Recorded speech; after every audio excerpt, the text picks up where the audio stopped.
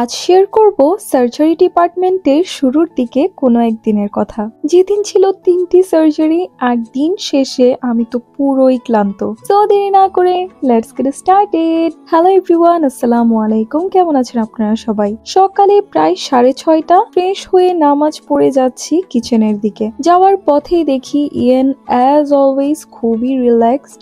মাঝে মধ্যে তাকে দেখলে আমার এত জেলাস হয় আল্লাহ।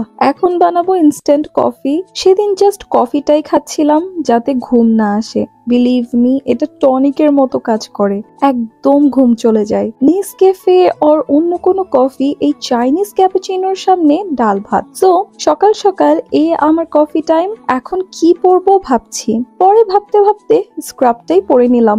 যদিও সার্জারিতে ঢোকার আগে তারা স্টেরিলাইজড স্ক্রাবস প্রোভাইড করে, তাও আমারটাও পরলাম। সাথে এই হ্যান্ড সক্স পরলাম কারণ বাহিরে প্রচুর রোদ। তো এইগুলো খুবই হেল্পফুল। নাও আমি রেডি এন্ড ট্রাস্ট মি, স্ক্রাবটার সাইজ একদম এত পারফেক্ট, টাইটও না এন্ড লুজও না, আর আমার খুবই পছন্দ। ওয়েট, রেডি তো আছি বাট সামথিং মিসিং, তাই না? ইয়েস, এখন ঠিক আছে। এখন বের হব। অলরেডি 6:54 বেজে গেছে। এখন খুবই কমফোর্টেবল একটি লোফার পরবো, যেটা আমি রাফলি ইউজের জন্য কিনেছিলাম, যেটার প্রাইস শুনলে অবাক হবেন। মাত্র 8 RMB, যা বাংলাদেশি প্রাইসে 130 টাকা। এই লোফার এত ইউজ করেছি, এখন যদি নষ্ট হয়ে যায় তাও কষ্ট লাগবে না। এই যে আমি একদম রেডি, এখন বের হচ্ছি আর চলে যাচ্ছি আমার পিচ্ছি মিনি বোটে চড়ে হসপিটালে। এত সকাল, তাও রোদটা করা।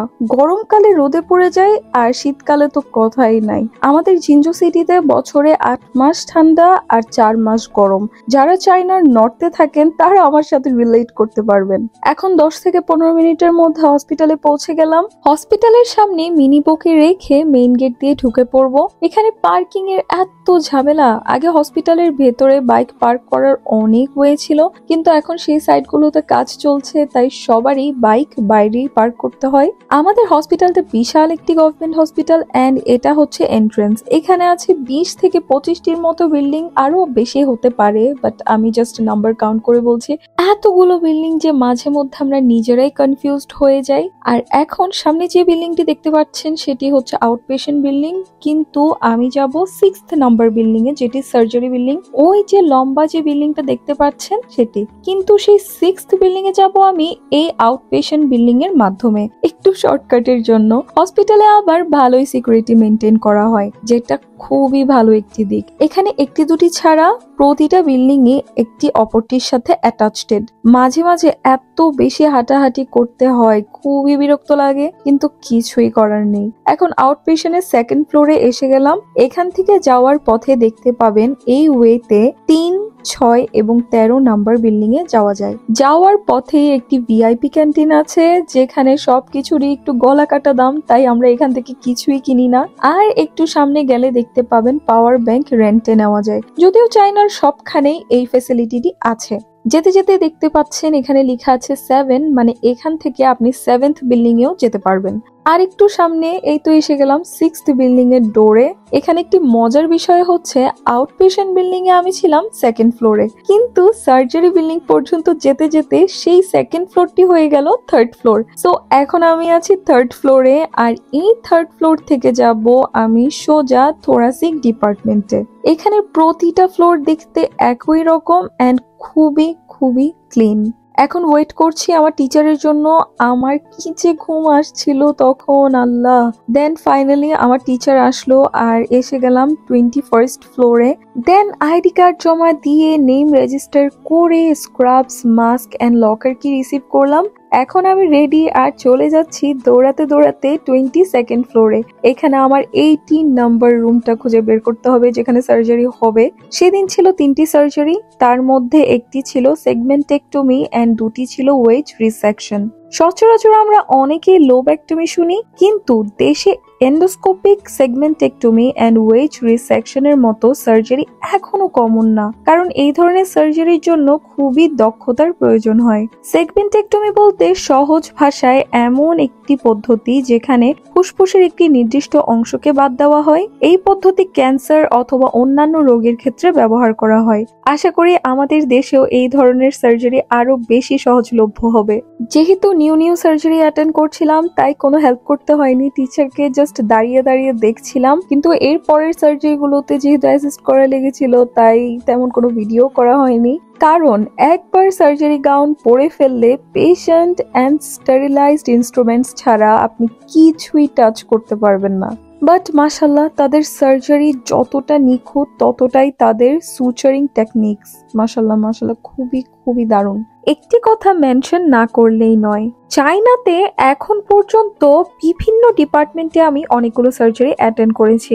দেখা যায় একদিনে অনেকগুলো সার্জারি থাকে, সেম রুমেই একের পর এক সার্জারি থাকলে একটির পর অন্যটির জন্য ওটি প্রিপেয়ার করতে হাফ এন আওয়ারের মতো সময় লাগে। কিন্তু এই হাফ এন আওয়ারের মধ্যেই তারা এত সুন্দর করে সবকিছু ক্লিন করে, অন রুল সব 1 by 1 যেভাবে মেনটেন করে তা আসলেই তারিফের যোগ্য। দেন মিডলে একটু ব্রেক ছিল, বাট আমি সার্জারি ফ্লোরেই ছিলাম। একটু খিদে ছিল কিন্তু নিচে যেতে ইচ্ছা করছিল না। এদিকে দেখতে দেখতে 3টি সার্জারি শেষ। এখন আমি নিচে চলে যাচ্ছি চেঞ্জ করতে। এখানে সবকিছু যেমন আইসোলেটেড তেমনই খুবই বেশি হাইজিন মেনটেন করা হয়। হাইজিনের ক্ষেত্রে তারা কোনোই 19-20 হতে দেয় না। এদিকে আমি আমার ইউজড স্ক্রাবস অ্যান্ড স্লিপার্স আলাদা আলাদা বক্সে রেখে চাবি জমা দিব। চাবি জমা দিয়ে আমি আমার আইডি কার্ডটি রিসিভ করলাম। এন্ড দেন আমি নিজের জুতো পরে নিচ্ছি। এখানে শুজ এর জন্য বাইরে আলাদা আলাদা লকার্স আছে। বিকাল হয়ে গেল, এদিকে আমি আর আমার বান্ধবী খাই বাসার উদ্দেশ্যে রওনা দিলাম। আর যেতে যেতে মজা করছিলাম যে এখনই হাঁটতে হাঁটতে 3rd ফ্লোর থেকে আমরা 2nd ফ্লোরে এসে যাব। 3rd floor and 2nd floor. She's running, I don't know why.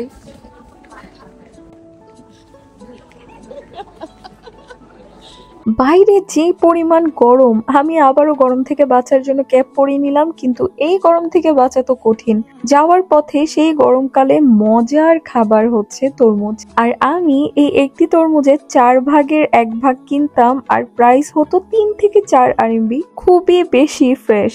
3块7。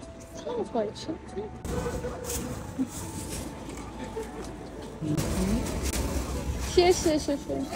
不客气。বাই by. Now finally বাসায় চলে এলাম। দেন ফ্রেশ হয়ে দুহর আর আসরের নামাজ পড়ে নিলাম। এন্ড এই যে স্টিকারটা দেখতে পাচ্ছেন তা আমি 5 RMB দিয়ে কিনেছি। এই স্টিকারে অনেক ছোট ছোট ইন্সপায়ারিং মেসেজেস আছে, আর এই ধরনের লেখাগুলো আমার কনফিডেন্স অনেক বেশি বুস্ট করে। তাই ভাবলাম আমার আইপ্যাডের কভারে অ্যাটাচ করি যাতে অলওয়েজ চোখের সামনে থাকে। কেমন লাগছে বলেন তো? এখন আসি খাবারের টেনশনে। আমি চিন্তা করছিলাম কি খাবো, কিন্তু রান্না করার মতো শক্তি আমার নেই, এতটাই টায়ার্ড ছিলাম। তাই চিন্তা করলাম প্রিয় মালাথাং অর্ডার করে ফেলি। আপনারা অলরেডি আমার মালাথাং এর অনেকগুলো ভিডিও দেখেছেন আগেও। যেই কথা সেই কাজ, মালাথাং অর্ডার করে ফেললাম, অবভিয়াসলি হালাল। সাথে ভেজে নিলাম 2টি পরোটা যাতে মালাথাং এর সাথে খাওয়া যায়। আর এই মালাথাঙে ইনগ্রেডিয়েন্টস এর উপর প্রাইস ডিপেন্ড করে, তাই প্রতিবারই আমার ক্ষেত্রে এর প্রাইস হয় 31 থেকে 36 RMB এর মধ্যেই। বিলিভ মি, বাংলাদেশে গেলে চাইনার এই খাবারটি আমি খুবই বেশি মিস করব। ফাইনালি এখন খাবার পালা, দেন রেস্ট করব। এন্ড আজকের জন্য এতটুকুই। ভিডিও দেখার জন্য অনেক অনেক ধন্যবাদ। সবাই ভালো থাকবেন, আমার জন্য দোয়া করবেন। আসসালামু আলাইকুম, আল্লাহ হাফিজ।